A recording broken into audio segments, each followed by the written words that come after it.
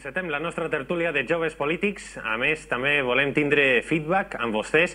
Poden enviar els seus comentaris al telèfon 5516 escrivint les lletres LTV baixa, deixant un espai i el seu comentari. Avui, a més, traurem profit dels nostres joves polítics per la seva qualitat de joves i també de polítics, perquè parlarem d'educació, una qüestió que tenen, a més, ben recent, lògicament. Saludem Roberto Pellicer, coordinador de UPyD a la província de València. Molt bona nit, benvingut. Bona nit.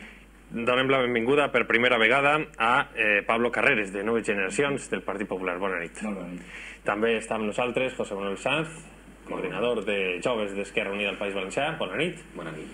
I Javier Ares, responsable d'Educació de Joves Socialistes. Bona. Bona nit.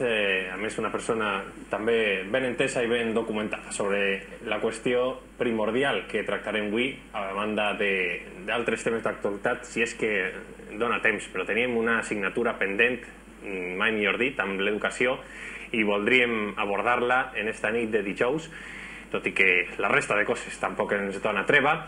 Primer que res, començarem parlant per la universitat, i és que el finançament, els diners públics destinats al finançament universitari, passa un poquet el mateix que els forats negres amb la física quàntica, que sabem de la seva existència, però és molt difícil desentranyar cap a on van destinats i entendre'ls. Per això volem, primer que res, abordar la qüestió del finançament universitari, qüestió polèmica. Vam veure i comprovar a l'inici del curs de la Universitat Politècnica les crítiques clares i contundents cap a les inversions del govern central i, per tant, voldria que tractàrem aquest punt en primer lloc. Què vos semblen les inversions tant del govern central com del govern autonòmic a la universitat, a les universitats valencianes? Bueno, pues yo sinceramente sí que me gustaría comentar de que creo que en la Comunidad Valenciana tenemos un déficit en inversiones en las universidades, y bien es cierto la polémica que hubo al respecto, ¿no? Al principio de curso se llegó a hablar incluso de suspensión de pagos en las universidades valencianas debido a la deuda que la Generalitat estaba rondando de más de 890 millones de euros. Eso supuso que las universidades tuvieron que apretarse muchísimo el cinturón, ya que llevaban desde el 2005 con ese retraso, y al final, bueno, salió un poco del paso, ¿no? Consiguiendo, hablando con los rectores de todas las universidades, pagar esa deuda en cómodos plazos de 14 años. Pero, sin embargo, a mí lo que me parece que es preocupante que se llegue a ese tipo de situaciones, ya que al haber arrastrado tanto tiempo la deuda ha generado intereses de más de 21 millones de euros que se podrían haber estado destinando pues a la propia universidad o incluso otras labores, y más en los tiempos que tenemos ahora de crisis económica. José Manuel. Hombre, el problema de financiación es muy grave en la Universidad Española. En el caso de la Universidad Valenciana, como acaba de señalar el compañero, la situación económica que las universidades llegan a vivir por la desidia del Consell en pagar esa cantidad enorme fue muy grave. Yo trabajo allí y los que trabajamos allí y las que trabajamos allí somos conscientes de lo mal que ha llegado a estar nuestra universidad en una situación de financiación. Hablamos de que la principal universidad de la comunidad llegará prácticamente a anunciar suspensión de pagos. Pero al mismo tiempo el problema de la financiación va más allá de ese pasado. También tenemos que plantearnos cómo vamos a financiar la universidad actualmente, ¿no? Yo creo que además en la universidad, yo creo que el año pasado hubo un debate muy largo, y para nosotros este es el año 1 del fracaso de la reforma de Bolonia, como se verá claramente, y al mismo tiempo que es cierto que el Consell Autonòmic no cumple sus obligaciones con la universidad, también es cierto que desde el gobierno central se ha impulsado una reforma que intenta adaptar la universidad a un nuevo modelo sin darle ni un céntimo más, que es la famosa reforma al coste cero. Entonces, el problema que tiene la universidad es que tiene que cambiar toda su estructura, la Generalitat no le paga y el Estado ha dicho que se apañe como ella pueda. Entonces, me gustaría saber cómo esperan que los universitarios y universitarias disfrutemos de una universidad de calidad si nadie la ayuda. Pablo, Roberto. A mí me sorprenden mucho las palabras pues de Javier y del compañero también, porque realmente quien realmente ha apoyado a la universidad en la Comunidad Valenciana son las políticas educativas del Partido Popular. Más que nada, si creó un plan plurianual, porque no vemos realmente la inversión en la universidad, no es un gasto, no es una cosa en la que tengamos que ver con que si la crisis, es una inversión para el futuro, y más que nunca en los tiempos de crisis. Más que nada porque frente a la crisis, y mientras otros se dedican quizás a fijarse o dirigir sus políticas hacia otras cosas, estoy hablando de la posición aquí en la Comunidad Valenciana, El gobierno del presidente Camps y los anteriores gobiernos, siempre desde el año 95, han apostado firmemente por la universidad. Y vamos, la prueba está en el plan plurianual. Se están financiando las universidades como nunca. El gobierno central no nos da absolutamente nada. Sí que financia una parte, pero es mínima. Todo lo pagamos nosotros y todo se financia desde que gobierna el Partido Popular. Porque es una transferencia autonómica, la educación. Lógicamente, pero el Estado también tiene que apoyar, tiene la obligación. Ahora, Roberto.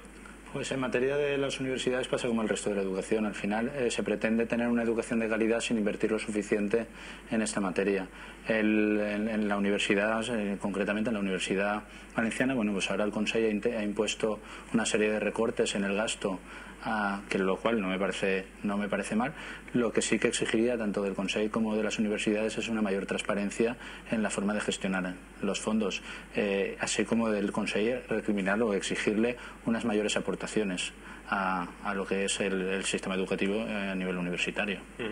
I una vegada arriben aquests fons, quan arriben a les universitats, hi ha un control suficient, hi ha un control administratiu suficient, hi ha una fiscalització econòmica del que es fa. Por eso que debería exigirse una mayor transparencia en esos fondos. Estamos hablando de fondos públicos, estamos hablando de que esos fondos van destinados a la educación, que es un tema importantísimo y que debería de ser fiscalizado hasta la última peseta y saber que exactamente todos esos recursos se destinan a lo que es una mejora en las infraestructuras y en el profesorado en materia de educación. José Manuel, Javier. La universidad, yo la que conozco, que es la Universidad de Valencia, aparte de presentar sus cuentas públicamente siempre en el claustro y de mandar sus cuentas a todos los claustrales y que sean de acceso público, pues una sindicatura de cuentas propia. O sea, las universidades sí que responden por gastar el dinero. Podemos discutir, como en cualquier institución, si son las mejores inversiones o no, pero sí que existe transparencia en esa gestión del dinero. El problema que tiene la universidad yo no creo que sea si lo gestionan mal o bien, yo creo que sigue siendo la carencia de financiación y los límites económicos mínimos que se alcanzan. Claro, es que mi ejemplo, yo soy de la Universidad Jaume I de Castellón y lo mismo, estoy dentro del Consejo de Gobierno y la verdad que es lo mismo, anualmente se presenta en el claustro cómo se ha destinado ese dinero, dónde va a parar, en qué se ha destinado de profesorado, infraestructuras, todo bien detallado y además es de acceso público. Yo también considero que el problema es anterior, hasta que llega ese dinero, cómo llega ese dinero y que nos encontremos en situaciones de como la pasada de que se pueda llegar a una suspensión de pagos, me parece que es una gestión nefasta por parte del Gobierno de la Generalitat. Incluso en el caso de la Universidad de Valencia, además, debido a muchas carencias en otros tipos de política, especialmente cultural, destina una parte muy importante a mantenimiento de edificios históricos, a rehabilitación y a mantenimiento de colecciones propias, que son cultura y que son cosas a las que la universidad no puede renunciar porque son patrimonio suyo. Evidentemente la universidad estaría deseando que eso fuera subvencionado o apoyado por el gobierno valenciano, pero no reciben esos fondos y son de esos propios fondos lo que tienen que gestionarlo.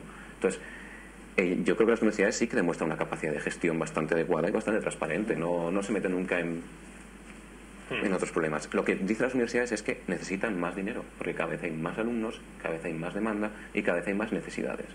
Y recordemos que la universidad es el escalafón último de la educación y es donde vamos a formar a los principales ciudadanos y ciudadanas para trabajar, que son capital humano y que son beneficio para todos y para todas. Entonces, lo que hace falta es invertir más. Nosotros siempre hemos planteado duplicar el porcentaje del PIB que se destina a educación. Sin duda invertir, yo añadiría un matiz en educación pública. Eso sí que quiero remarcarlo, porque también el Gobierno de la Generalitat parece que ahora, con la BIB y todo esto, se quiere centrar un poco en las universidades privadas, y yo creo que hay que remarcar que las universidades valencianas, por suerte, son universidades prestigiosas y son públicas, hay que seguir apoyándolas y seguir invirtiendo en la universidad pública. Claro, que es lo que está haciendo el Gobierno de la Generalitat, invertir como nunca en la historia, y la asignación presupuestaria de este año para la universidad es lo más grande en la historia de la comunidad, y es por eso que realmente no entiendo esa falta de apoyo que vosotros expresáis ahora aquí. Bueno, por la deuda acumulada. Claro, deuda acumulada, pero por supuesto, todo el mundo para crecer. 891 millones de euros y que por culpa de esa deuda hayan 21 millones de euros que se tengan que pagar de intereses. Que el Gobierno se ha comprometido a pagar. Pero eso ha sido una mala gestión, desde luego. Que se haya tenido que llegar a eso es que la gestión no ha sido la que debería. No, simplemente se aplican las soluciones cuando viene lo que tiene que venir. Y yo creo que ningún gobierno debe congratularse por invertir más que el año anterior en educación. El problema está en que, desgraciadamente, pocas veces se acaba invirtiendo más y se llega invirtiendo las cifras que se necesitan. La educación pública en este país, la educación necesitaría duplicar el porcentaje de dinero que se invierte, tanto en las universidades como en el resto del Estado. sea, como el resto del sistema educativo, perdón. Entonces, no hay que decir, hemos invertido más. Es que el problema sería si se invirtiera menos cada año. Es que es lógico que cada año se invierta más porque sigue siendo un valor en alza y estamos muy lejos de los porcentajes de inversión de otros países. Por lo tanto, cuando lleguemos a los demás países y cuando superemos incluso el porcentaje de gastos públicos en inversión, en educación y en investigación de otros países, es cuando debemos congratularnos. Una opinión rápida sobre el plan de Bolonia. Rápidamente Bueno, yo creo que el plan de Bolonia ha estado muy comentado recientemente en universidades. En las valencianas hemos tenido gente que ha acampado incluso. Pero bueno, yo sí que comentaría el plan de Bolonia. Creo que es importantísimo lo que es el marco del plan Bolonia, ¿no? Que es que se enmarque dentro de la Unión Europea, que los estudiantes tengan movilidad dentro de la Unión Europea, que se reconozcan los títulos dentro de la Unión Europea y sobre todo que haya calidad en los títulos. Yo creo, en general, a grandes rasgos, creo que podríamos debatir los matices, pero creo que sí que es fundamental no quedarnos en la cola de la educación europea y entrar, pues, por supuesto, a armonizar todas las carreras de Europa. Discrepo totalmente, porque para empezar, los grados europeos tienen 3 años, los grados españoles 4. Con lo cual, la armonización ya es lo mismo que es Bolonia, la gran mentira educativa que se nos ha colado. No hace falta hacer Bolonia para homologar los títulos, porque los títulos ya se podían homologar antes. No hace falta hacer Bolonia para hacer una reforma educativa pedagógica, porque la reforma educativa pedagógica se puede hacer sin necesidad de cambiar toda la estructura universitaria. Y, por supuesto, teniendo en cuenta que, por ejemplo, yo trabajo en la universidad, yo soy profesor del Departamento de Historia Contemporánea. Pues bien, a mí que me digan que la historia contemporánea ya no es necesaria para los maestros, no es necesaria para los economistas y no es necesaria para un montón de carreras, me parece increíble.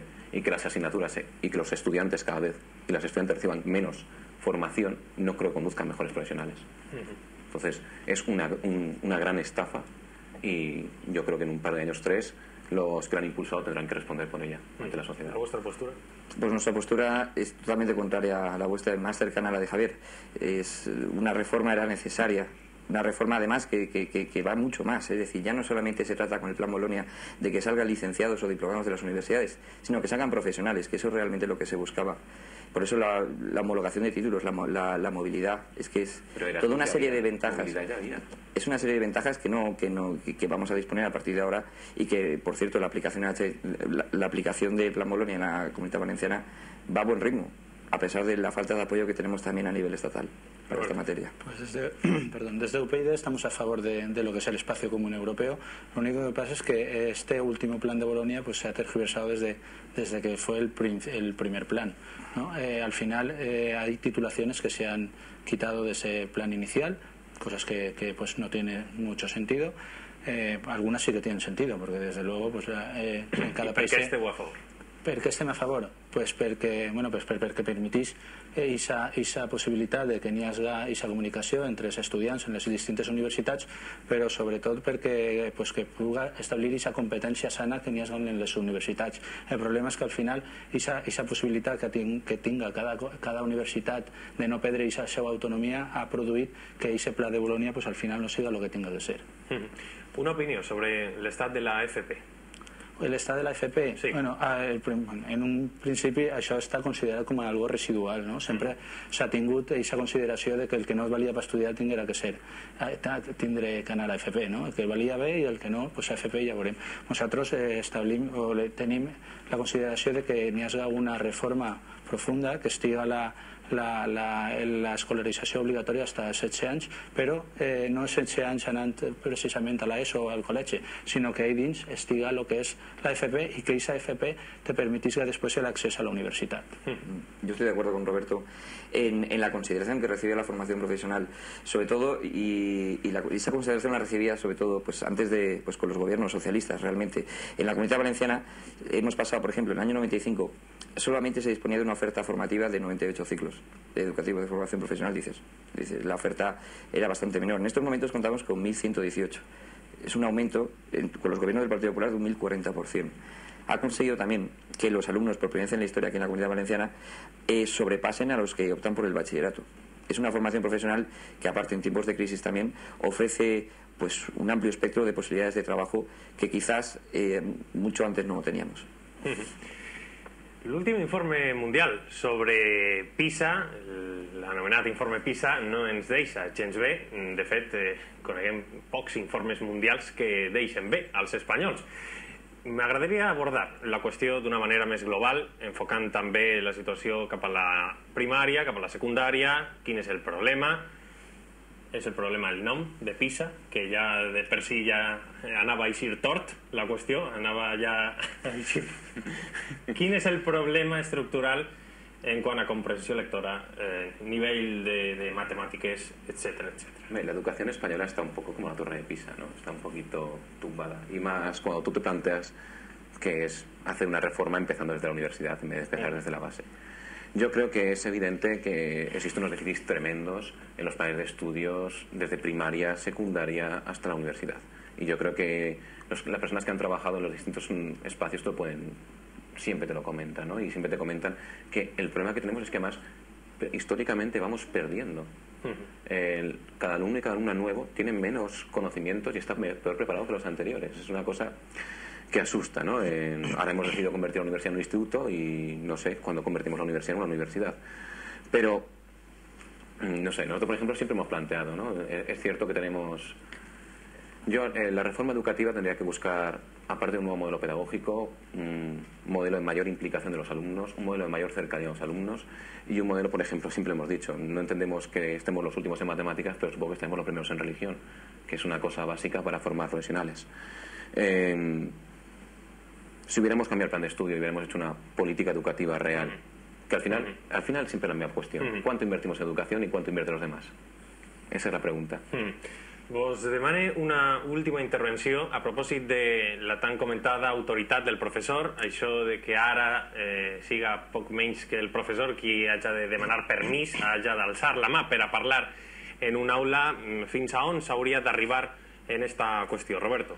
Bueno, nosotros en el WI de I us demane també, perdó, un exercici de síntesi perquè anem mal de temps. Bueno, nosaltres l'any passat, el 8 de maig del 2008, vam presentar una proposició de llei ja demanant la condició d'autoritat al professorat i, des de luego, el que t'han de garantir tots els drets de l'estudiant, pues, al final el que s'ha fet és llevar-li aquest valor d'autoritat que tenia que tindre el professor en qualsevol moment. N'hi ha molts professors avui en dia que diuen jo no obric un expedient a un alumne perquè me tarda 4 mesos, tinc que fer una instància, tinc que fer no sé què, i entonces no arribes mai a tindre aquesta autoritat sobre el professorat, aquesta necessitat que tens en un determinat moment a la classe dir-li a sí que hi mana i sobretot a aquestes persones que sobren, perquè n'hi ha gent que per desgràcia no vol estudiar i damunt, però la llei t'obliga que aquestes persones estiguen ahí.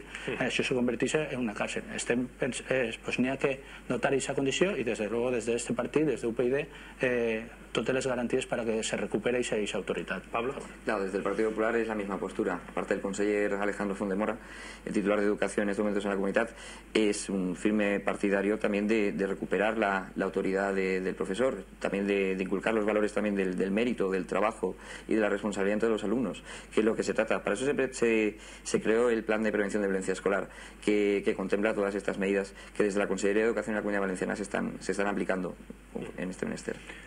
José Manuel, Javier. Ningún ejército trae la paz al mundo. La autoridad por la autoridad no soluciona los problemas. Evidentemente el problema que ocurre con muchísimos alumnos y alumnas en el colegio va mucho más allá de la autoridad, una autoridad del profesor. Evidentemente hay situaciones en que es reforzar, más que reforzar la autoridad, es reforzar el apoyo a los docentes y reforzar las herramientas de comunicación entre los docentes y los alumnos y el cuerpo estudiantil. Pero yo siempre pienso que la solución no tiene que llegar a través de lo que es la autoridad, autoridad por autoridad. O sea, imponer algo, poner una figura de poder, poner una figura de tal. El diálogo y el diálogo cultural siempre funciona mucho mejor que la autoridad. Es ficar un respecte, una figura de respecte. No es tan de autoridad ficar así mane yo, sino de dir que n'hi ha una persona que n'hi ha que tindre un respecte. El problema yo creo que no seria una altra qüestió de debat per si mateixa, però ja per acabar, era per a situar la vostra postura sobre esta qüestió, però ens quedem sense temps. Javier, la teua opinió. Yo simplemente creo que no está en solo poner autoridad. Yo creo que esto requiere de un ejercicio de más partes, tanto profesores como padres, y creo que hay que hacer es educar en valores, educar a los alumnos como toca, y creo que Educación para la Ciudadanía es una asignatura que puede aportar mucho al respecto, no solo la única herramienta, però sí una. Gràcies per la vostra pluja d'idees. Si teniu alguna més la podeu comentar ja anant cap a casa, perquè ja ens quedem sense temps. però ha sigut molt enriquidor i vos convide a estar dilluns. Dilluns encetem una nova aventura, un nou programa ben de llevant dilluns amb la nostra tertúlia política. La nostra companya Natàlia Olmos farà càrrec d'este programa la nit de dijous. Per tant, la tertúlia política continuarà dilluns. Ens traslladem al començament de setmana perquè ja sabem que també a la gent jove els dijous a la nit pues, ja està més fer més menció a això. Ha sigut molt interessant la tertúlia. Gràcies als quatre. I tornem de seguida, després de pausa.